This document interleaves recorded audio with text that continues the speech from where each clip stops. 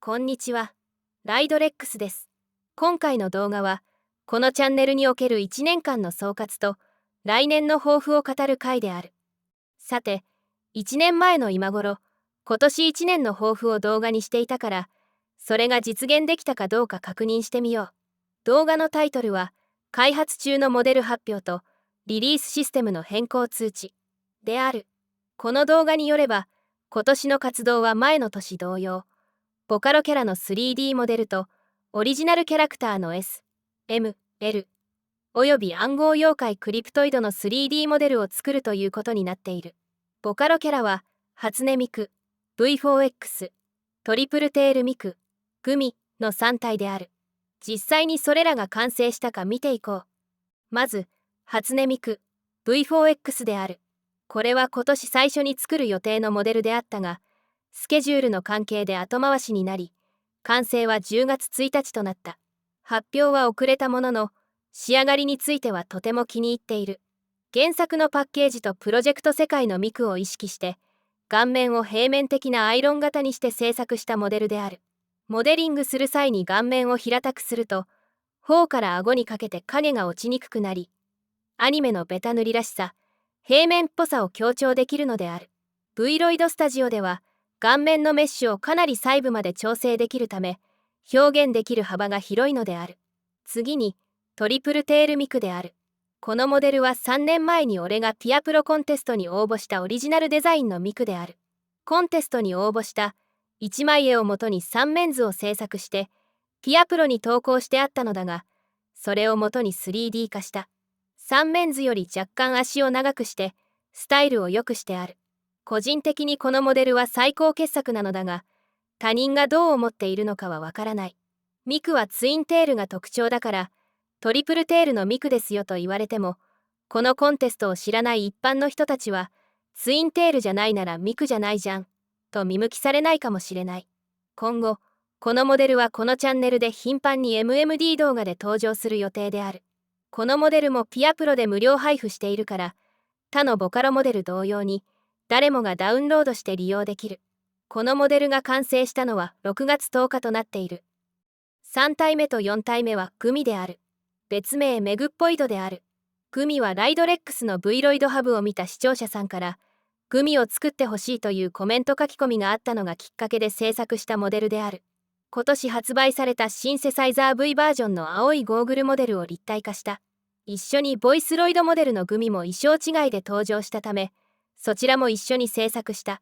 ライドレックスに作ってほしいモデルがあったら、ダメ元でコメントを書き込んでくれたら、このように実現する場合がある。グミが完成した日は4月12日。AI ボイス版のグミは4月21日となっている。次に5体目、6体目、7体目として、ライドレックスオリジナルキャラクターの S、M、L の3体の OL キャラクターである。このモデルたちは4年前にまだ俺が開発パソコンを持っておらず、Android スマホとタブレットで作業していた時期に、2D イラストの汎用素材として発表されたものを、7頭身の 3D モデルに作り直したものである。この3体はオリジナルだから、ピアプロには投稿していない。このモデルを欲しい人は、ブースからダウンロード購入するか、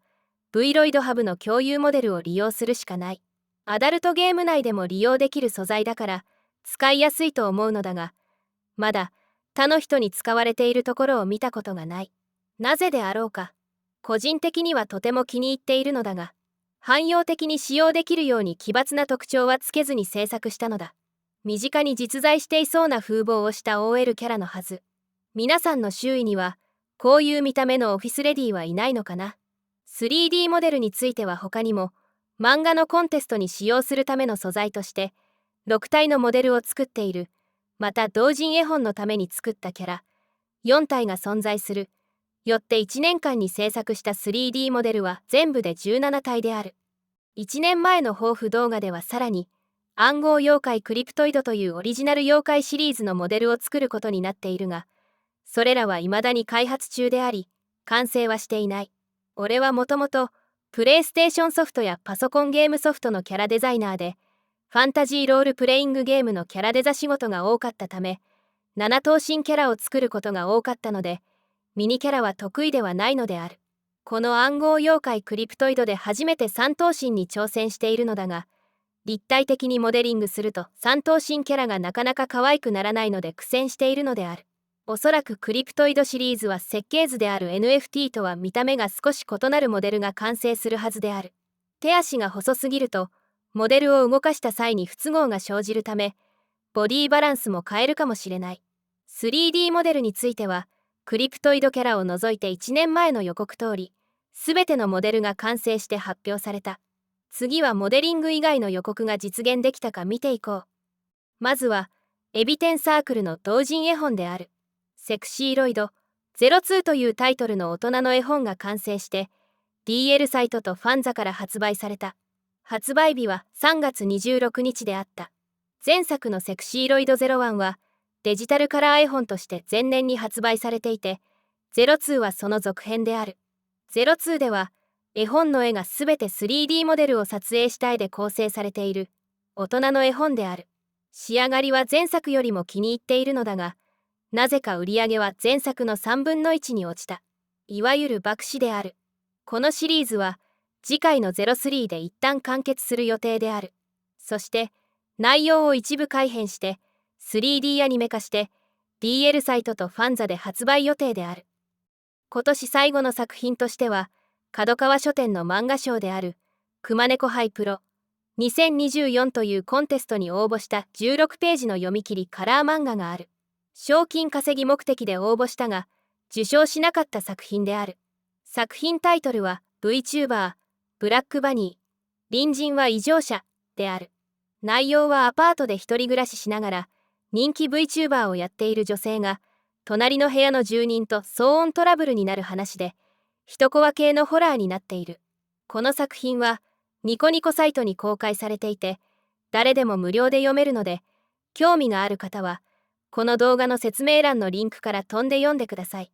次回、また新しいキャラを作って、別のコンテストに挑戦しようと思う。俺は過去に別の名前で活動しており、少年サンデーの漫画賞で佳作を受賞し、増刊号に掲載されている。それとは別に、美少女ゲーム雑誌で漫画とイラストを連載していたのだが、連載が終わったら、プロでもまた一から売り込みや持ち込みを繰り返して、仕事を取ってこなければいけないのである。プロデビューした後は、自動的に仕事が来るなどと想像している甘い考えの若者たちがいるようだから、そういうことはない、という現実を知っておいてもらいたい。さて、これで、1年間に実現できた作品数が判明した。3D モデル、17体、66ページの同人誌1本、16ページの読み切りカラー漫画1本。あと、日々の YouTube 動画投稿として、MMD 動画を中心に約50本の動画を投稿した。週に1本の動画投稿ペースである。これがライドレックス個人の1年間の実績である。続いて、来年の抱負についてざっくり語ろう。まず、1月5日からアニメコンテストの作品応募を受け付ける。そして3月から4月にかけて応募者の作品をこのチャンネルで紹介する。次にオリジナルボカロ曲を発表していく。それらの曲はディストリビューターから全世界配信予定である。その曲を YouTube に投稿する際のミュージックビデオのために、バーチャルダンサーモデルをデビューさせる。次にオリジナルゲーム、アニメ、漫画用のキャラクターである暗号妖怪クリプトイドのモデルを制作する。そしてそれらのモデルを利用したアニメ、ゲーム、漫画を発売する。次に、エビテンサークルの同人作品、セクシーロイド03のキャラモデリングを行い、ブレンダーでのアニメーション制作を行う。この4つのプロジェクトが来年のメインである。アニメコンテスト、ボカロ曲の発表、クリプトイドシリーズの制作、セクシーロイドシリーズの制作である。ボカロ曲は、使用する歌声音声のイメージに合わせて、男女複数のモデルをデビューさせる予定である。ミクやテトのように、キャラクターのビジュアルがすでに存在する歌声については、すでに配布しているライドレックス式 3D モデルを利用する予定である。それ以外のキャラクタービジュアルが存在しないシンセサイザー V 関連の歌声については、オリジナルキャラクターを作ってデビューさせるのである。シンセサイザー V の歌声に合わせるキャラは、5体ほどのバーチャルダンサーを予定している。それらを新規でキャラデザインして、3D モデルにするのである。以上がライドレックスの来年の予定である。今回の動画は以上である。来年もこのチャンネルに注目していただきたい。それでは皆さん、良いお年を。